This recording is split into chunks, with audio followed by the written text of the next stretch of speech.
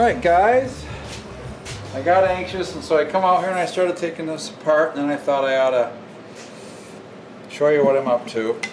So this is the whole upper and lower intake manifold. The throttle body was right there. Had these two long studs. Yeah, I'll turn this around. There's two long studs right down through the front, through that plastic. Watch out, that upper manifold is plastic. 10 millimeters, took those out. There was a long stud in the back that was screwed in, and it has a little tiny nut here, but I couldn't find anything to get a hold of it, so I just grabbed it with some pliers and unscrewed that. Set that aside. This atom right here is where your PCV valve comes out of your air cleaner, or out of your driver's side valve cover and into here with the double 90 piece of plastic pipe. And this little tap right here is what I was telling you about. This is the tap that you come off from with a vacuum line and go up under the dash and into the under the hood for the vacuum to power your heater valves and shifting and switching and all that. So if you've got a problem with your heater not working and shifting right, change the hose from there. You'll come up and you'll find a little thing that looks almost like a little fuel filter, but it's a T, and that's a check valve. And this line goes into that, and then from there it goes right straight back into the firewall, which goes up to your heater controls. And then there's a line that comes off from that to a round ball, which is nothing but a diaphragm and a vacuum. It's basically a shock absorber. It charges up with the vacuum a little bit for you. So if you go up a hill, you don't lose your vacuum. But that just twists. It's on like this. There's two ears. It just twists. O-ring seal. I'll just Vaseline them up and put them back. The next thing I took off, the map sensor. That just goes right down between these two legs, and there's nothing that holds it other than friction. So again, I'll just Vaseline that up. I took out the couple of studs that were over here. That's where your coil is mounted. So I pulled those out. This valve right here, you saw me take that out inside under the engine. That goes right into this position. The stud closest to the front has a double nut on it for that other bracket.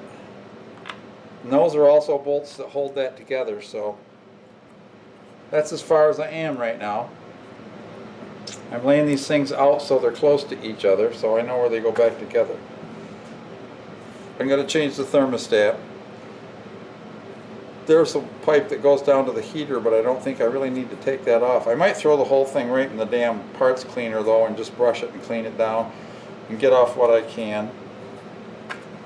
The rest of it's all just 10 millimeter nuts to get that off. So I don't know if you want to sit and watch me unscrew all these. What I'll do is I'll loosen them all up first.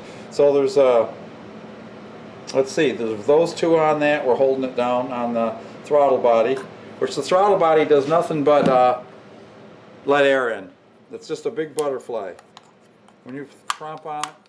And then there's a position sensor here that tells the ignition and the fuel and all that what position you're at. And I'm not sure what this other sensor does. It's actually underneath there, maybe like a vacuum. Of course, that's what the map pressure sensor does. So I really don't know what that other sensor does. I'm not a real big super car guru guy or anything, so rather than ripping these out with the impact, I'll just pull these out one at a time.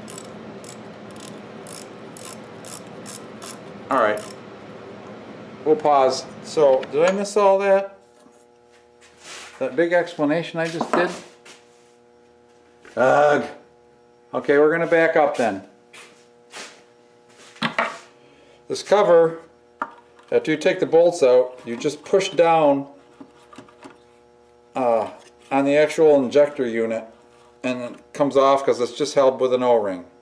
And there's 10 bolts, 1, 2, 3, 4, 5, 6, 7, 8, 9, 10. And there off pump comes your upper intake manifold. well, it's just actually a cover. And underneath you have your spider. Now these little guys, they have just little pinchy ears. They go right in there just like that, and they inject the fuel right out here, right where they enter into the intake ports of the heads. And these just fire sequentially according to the, you know, the control of the engine. And the difference between this and the new one that I ordered, this one, the actual fuel injector valve, the electronic valve is here. Of course, you've got your high pressure line coming in. And that fires a pulse, and it goes down the hose, and at the end there's what they call a poppet. And the poppet is a spring-loaded, is all it is it's a check valve. And when it gets enough pressure, the fuel will blow by. And it blows by, right, as I said, right into the intake throat. Well, the new technology is, instead of the electronic injectors being here, they're mounted right here, right at the right at the port. So they're a little bit more real multi-port fuel injected, because they're just closer, that's all. So I've got a new one of these coming. It's supposed to come tomorrow. I just pulled the thermostat out of this. It looks good, but I'm still going to change it. I don't know if this guy goes all the way down. No, I don't think so. Those are blind holes. Alrighty, so to get this thing off, you need a screwdriver of sorts. And you just pry the ear out and pull up. And then rock the other side out.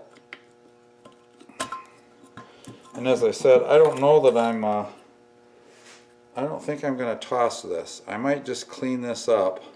Look at it, it's a spider. That's why they call it that. A little carbony, just because that's right into the engine, and the EGR valve and stuff fires stupid. There's a pipe that comes in here from back on the driver's side manifold. Exhaust comes up through an insulated pipe back in here. Your EGR valve fires it back through and into your intake again, so you can burn exhaust. I don't know why. This just seems stupid to me, and I don't see the point. But because when you're only doing one side, what's the difference? Why aren't you doing both sides? When it's a V engine, you're not getting all of it. Wouldn't seem like it makes sense to me. I don't know. Maybe I don't know the right explanation. But anyway, that bracket's probably going to come off. I probably should take my water pipe off. The water pipes on this are actually really good shape. I am not changing the heater hoses. One less thing I have to spend money on. That fitting can stay. This thing is so grungy, and so are the valve covers. So I may go pull the valve covers off. There's just 3 bolts on each one, and there's nothing attached to them. So she's going in the cleaner. We're going to scrape these all down, clean all the grunge out of this. There's probably some rubber sealant on here. The engine, I'm just going to have to spend a couple of hours scrubbing the other surfaces. Now there shouldn't be a lot on there but some carbon, and I think I'm just going to go over it with a rag and lacquer thinner and stuff, and I'm going to pull the drain right out of the engine and let the oil run out of it, and I'm going to flush it with freaking kerosene and brake cleaner and all kinds of crap. Let it drain right out the bottom for a while, and then I will add another couple quarts of cheap oil and let that run through to kind of purge it out, carry out the debris. And I might do a quick oil change after a couple 100 miles, or even just run the engine up and throw in about half kerosene. But see, that stuff's coming right off. Let's see what it does with lacquer thinner. Lacquer thinner is pretty amazing stuff. I mean, you've seen me mount tires with it. You may or may not want to admit to that. Alright, let's see. Oh, look at that, it's coming right off. See, that's how I'm going to clean the heads. Just a little scrubbing like this. And that, I'm going going to try brake cleaner too. I've got brake cleaner. Brake cleaner is probably it's probably lacquer thinner. But look at that grunge. We got to clean this off. See, it looks like right about here is, yes, this is where it was leaking. And over here, you can almost see where the rust and stuff is, where the gasket wasn't sealed good. And this is where it was leaking right down around. So, yes, this is the rear. It was like, I saw the drip right here. Hey, drip.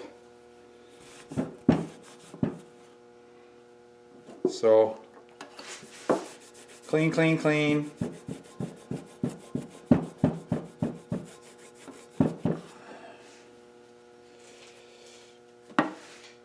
I wonder if I should take a Scotch-Brite to this. Scotch-Brite would probably clean it good too. Look at the hole in that and how gruddy that is. That's disgusting. It's going to be nice to see the top of this engine all clean anyway. So, I'm going to go take the valve covers off. I'll be back with them in a few minutes. You don't need me to see. There's 3 bolts right down the center of each valve cover, and the whole thing just pops off. It's no big deal. I don't think you need to know how to do that or want to. I don't have my cool Harbor Freight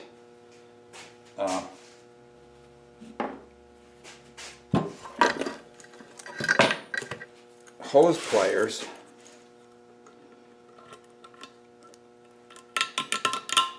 Crack them. You got to wiggle them because they're stuck. Pull them up. Pull them up. There we go. Now usually, if you just start twisting on these,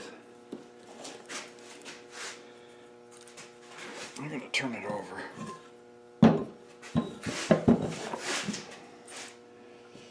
I start at the bottom, see if it looks like it's loose, which it is. Of course, when these had the coolant in there, another trick is they have this little ice picky thing that you can shove up in there. But that's wide open now.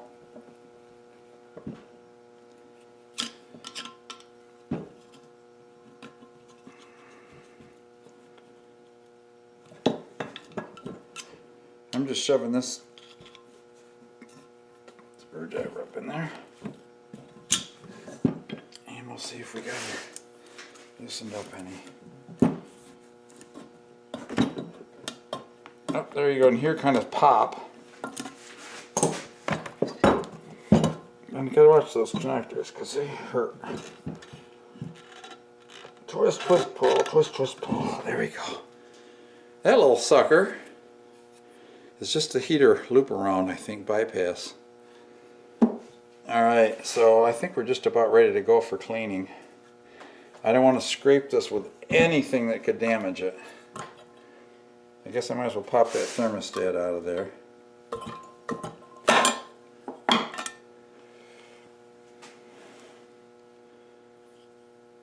I don't even know what temp this is. Usually they say.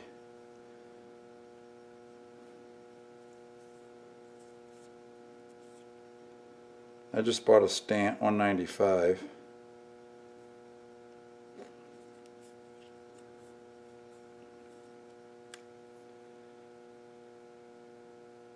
These aren't real complicated. When they get hot, the spring expands and the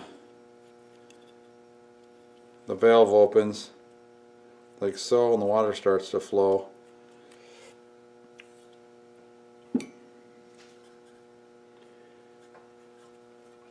That's solid cast, that's solid cast. Okay.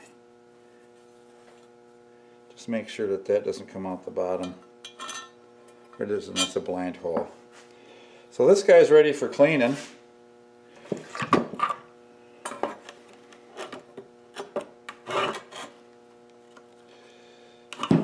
These come out. I need a little pick or something to get them out. How about a tip of a sharp screw?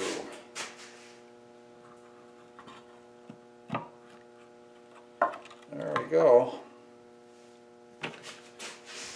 I just picked that out with a sharp screw. Same thing with the top here.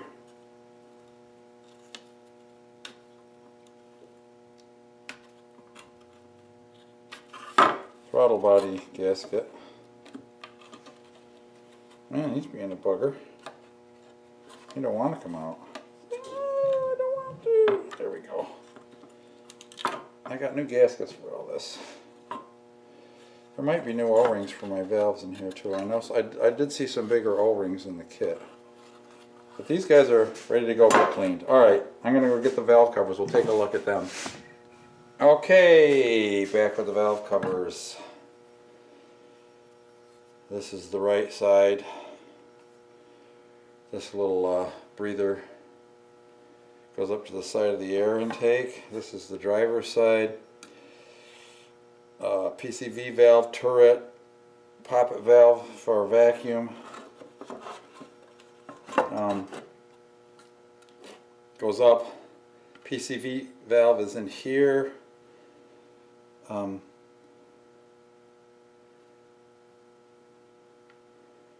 Anyway, I don't remember exactly, but these are hard plastic. I've got little grommets that go in here, new grommets, so they can be blasted out. I couldn't get this pipe off. I didn't want to break it.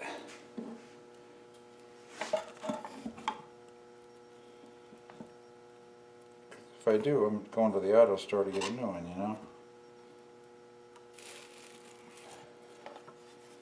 And I can't push it from the bottom. So I'm thinking I'm just leaving it alone. That's just a breather. That'll go through the parts washer just fine. Luckily there's no gaskets to clean because there's just O-ring gaskets that go in there. These are actually relatively clean. It looks pretty good underneath the valve covers. They're a little amber color underneath my valve covers, and you'll probably see that tomorrow when I get into the cleaning. So that's it. Going to clean the whole top of the engine. I'm going to squirt the whole outside of the engine down with brake cleaner, brush what I can off, get her cleaned off good. Try to make it as nice as I can so she don't stink like an old engine when she runs again. Tomorrow night these get cleaned. Tomorrow afternoon I will be cleaning the engine and all the intake areas. And then Saturday it's supposed to be nice here. These are the gaskets from the valve covers. I don't think they were leaking too bad. I'll probably save that thermostat just for giggles. I have a little reservoir underneath, or a little drawer underneath my passenger seat that I keep spare parts, and I got an oil filter in there and serpentine belt and stuff. I could probably throw a couple of wrenches in there. But that van, I'm telling you, that van, most of the stuff in there is either 10 millimeter or 13. Very few other parts were bigger or smaller than that. Let's see, these guys, they just push out. That's all they do. These are junk. Pop these guys out. I got new ones. It'd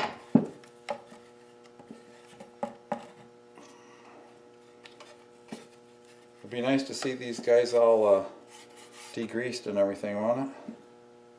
Alright, well, you've seen enough boring crap today.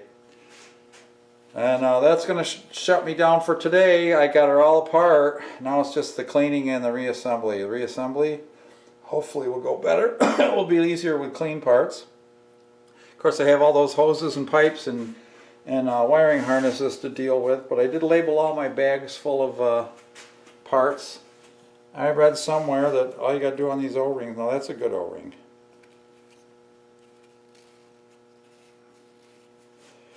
Vaseline it. Help it slip back in and not tear it. Vaseline on all the O-rings. We should be good to go. Alright. Stay safe. God bless. We'll see you next time.